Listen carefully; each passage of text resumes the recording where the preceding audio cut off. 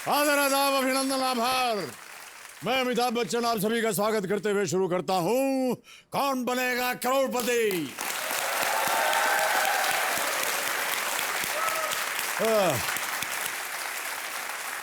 बहुत बहुत शुभकामनाएं आपको। Thank you sir. अक्षय, आपका परिचय तो हम दे चुके हैं, आप बैंकर हैं और सब इंस्पेक्टर बन गए हैं और अभी बस 2-3 महीने में ज्वाइनिंग भी आ जाएगी। हमारे पास एक वीडियो है आपके ऊपर। हाँ जी सर। उसे देख लेते हैं, हमारे दर्शकों को भी हम दिखाएंगे। Can we have the video please?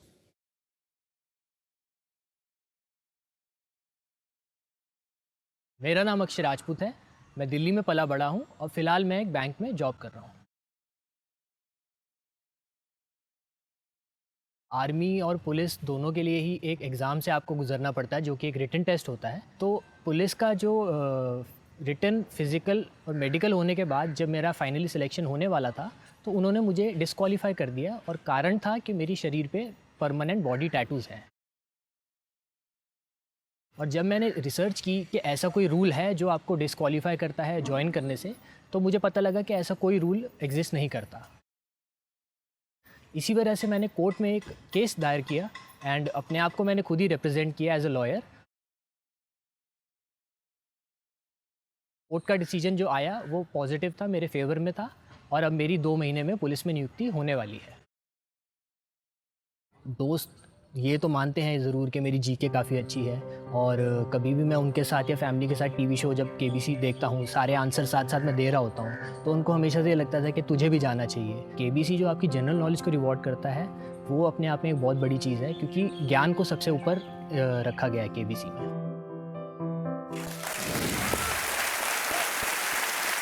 ये आर्मी में अगर टैटू हो तो नहीं लेते हैं? सर उनका कुछ रूल रहता है, अब डिसिप्लिन कह सकते हैं या कुछ आइडेंटिफिकेशन का उनका कुछ क्लॉज रहता है। तो सीक्रेसी को लेके वो चाहते हैं कि बॉडी पे टैटू ना हो ताकि आप इजीली आइडेंटिफाई ना हो। ऐसा उनका कुछ मैंने बैकग्राउंड पढ़ा है, जिस वजह से किसी गलत तरह का टैटू तो नहीं लगाया ना आपने अपने शरीर पे?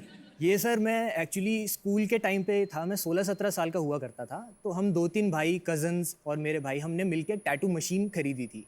ओहो। हम चाहते थे कि पॉकेट मनी तो देते हैं घर वाले, बट कुछ आमदनी अलग से हो जाए, और तब इतना कॉमन भी नहीं था टैटू। ये आज से मैं करीब 10-12 साल पहले की बात कर रहा हूँ। जी जी। तो हम सब ने आपस में सीखे एक दूसरे पे बना के, तो ये उन्हीं का नतीजा है। तब इतना मैंने चाह रहे थे आप टैटू बनाने का? हाँ जी सर, किया भी मैंने कुछ टाइम। बट वो कहते हैं ना कि एक टेक्निकल एस्पेक्ट भी रहता है उसका और एक आर्टिस्टिक भी रहता है। तो टेक्निकल एस्पेक्ट मैंने सीख लिया, बट आर्टिस्टिकली मैं इतना आप यहाँ अपने कंपेनियन के रूप में किसे लाए हैं? अपनी पत्नी को? पत्नी को सर। नमस्कार और बहुत बहुत स्वागत आपका हमारे इस कार्यक्रम में। और जो आपके जोड़ीदार हैं वो आपकी माता श्री हैं, नीलम जी।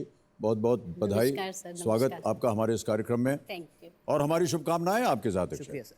तो अक्षय जी ये बताइए कि आप बैंकिंग में कैसे चले गए? आप जाना चाह रहे थे आर्म फोर्सेस में, फिर आप पुलिस में जाना चाह रहे थे, फिर बैंकर कैसे बन गए आप?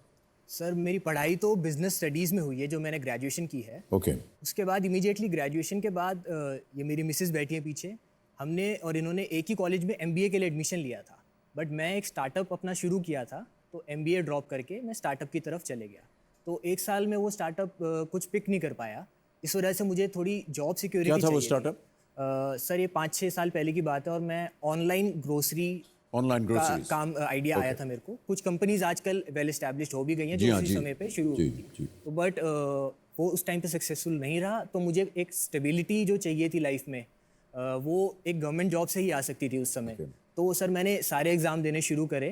तो बैंक का पहला एग्जाम मैंने जो दिया था वो पहला ही क्लियर हुआ था, मैं बैंक में ज्वाइन करा। साथ में ही ये पुलिस का भी एग्जाम सेम साल में मैंने दिया था, वो भी क्लियर हो गया था सर। उसका काफ़ी एक रिगरस प्रोसेस रहता है, रिटन एग्जाम होता है, फिर आपकी फिजिकल एग्जाम होती है, मेडिकल एग्जाम होता है।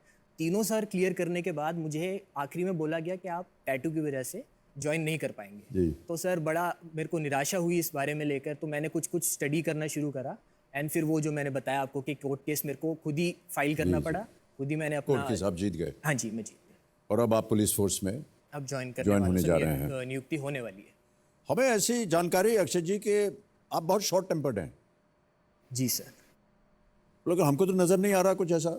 सर शॉर्ट टेम्पर्ड में हूँ, लेकिन बहुत जब कहीं मैं गलत देखता हूँ ना, तो तभी मेरे को गुस्सा आता है। अदरवाइज मैं बहुत पेशेंट एंड काम रहता हूँ और मैं कोशिश करता हूँ कि मैं किसी से उलझूं ना। पत्नी जी आपका क्या ख्याल है इनके शॉर्ट टेम्पर के बारे में? Sir he is very short tempered, impatient है बहुत ज्यादा। but I really can't help it. I smile and go. You smile and go. घर का रहस्य जो है खुल रहा है यहाँ पर असर। बहुत ध्यान से खेलिएगा। बिल्कुल सर। किस बात पे गुस्सा आता है आपको? कोई मूवी लगी हुई है तो मैं आगे चेंज कर देती हूँ, लाइक क्या है मेरे को देखनी है, चेंज क्यों कर दिया है, ऐसी impatient ये तो बड़ी आम सी बात होती है। हाँ, impatient हो बिल्कुल भी जाते सच नहीं है जो घर के अंदर ऐसा होता है आमतौर पर घर सब घर में ऐसा ही होता है।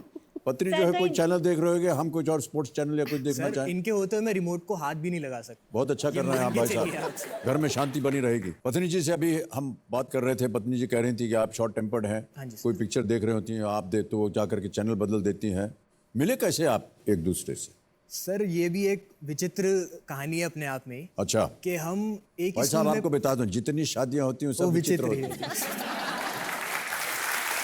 बिल्कुल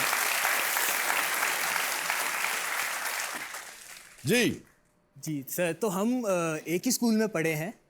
चौथी कक्षा से जब हम 9 साल के होते थे, हम एक ही स्कूल बस को शेयर करते थे। तब से? ओह।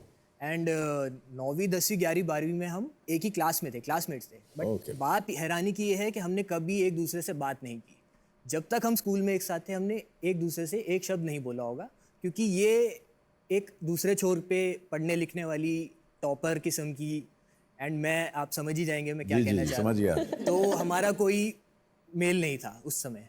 फिर 12वीं के बाद जब हमने एग्ज़ाम वगैरह क्लियर करे, जब कॉलेजेस में एडमिशन लेना था, तब कुछ ऐसा संजोग कह लीजिए कि ऐसे रहे कि हम आपस में टच में आए। एक साथ हम कॉलेजेस में एडमिशन लेने के लिए जाते थे, फॉर्म्स वगैरह भरना वो सब। तो एक वहाँ से दोस्ती जो ऐसी हुई कि वो हमेशा चलती रही आगे तक। एंड फिर जब शादी की बात आई, क्योंकि इनके घर वालों ने इनको जैसे उम्र के हिसाब से कुछ पूछा कि आप किसी को जानती हैं, किसी से शादी करना चाहती हैं, तो इन्होंने मेरा नाम ले दिया वहाँ पे। इन्होंने मेरे से बात करी, मैंने भी कहा कि ठीक है, मेरी माताजी को भी आप पसंद हो तो सोचा जा सकता है कि हम शादी करें या ना करें। तो हमने फिर फाइनली सोचा कि हम घर पे हाँ बोल देते हैं। फिर घर वाले मिले और हो गया।